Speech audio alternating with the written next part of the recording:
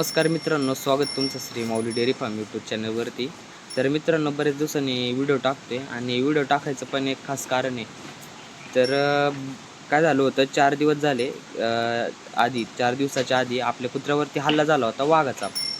तर त्याच्यात आपलं कुत्रं थोडक्यावरून बचावलं गेलं आणि त्याच्यात काय झालं की आता त्याचं पूर्णपणे तोंड सुजलं गेलं होतं।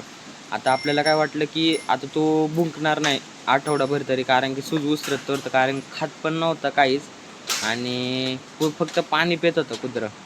तर त्या दिवशी एक अनोळखी माणूस आपल्या घरी आला, त्याच्यावर कुत्रं भुकलं। आम्ही पूर्णपणे चकित झालो, कारण की एवढं सुजलेलं तोंड असून पण कुत्रं भुकतंय।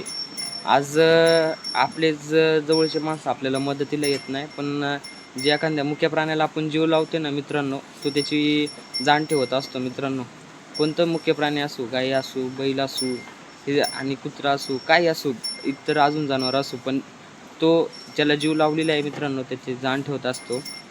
आणि मित्रांनो, त्याचं उदाहरण पण त्या दिवशी हा अनुभव मी घेतला मित्रांनो। तुम्ही बघू शकता, आता आपलं कुत्रं आहे रॉकी, चल पूर्णपणे त्याचं तोंड सुजलं होतं। आता हे बघू शकता तुम्ही, इथं सुजलेलं आहे। आता 4 दिवस झाले पूर्ण सूज उतरली नाही, तर डोळे पूर्ण अर्धे झाले होते, छोटे एवढे, आणि त्याला पूर्णपणे नीट काय दिसत पण नव्हतं। एक कान बिन इथं लागलेले आहे आणि वरती डोक्याला, चल इकडं बघ, हे डोक्याला एक लागलेलं मित्रांनो, पूर्णपणे सुजला होता।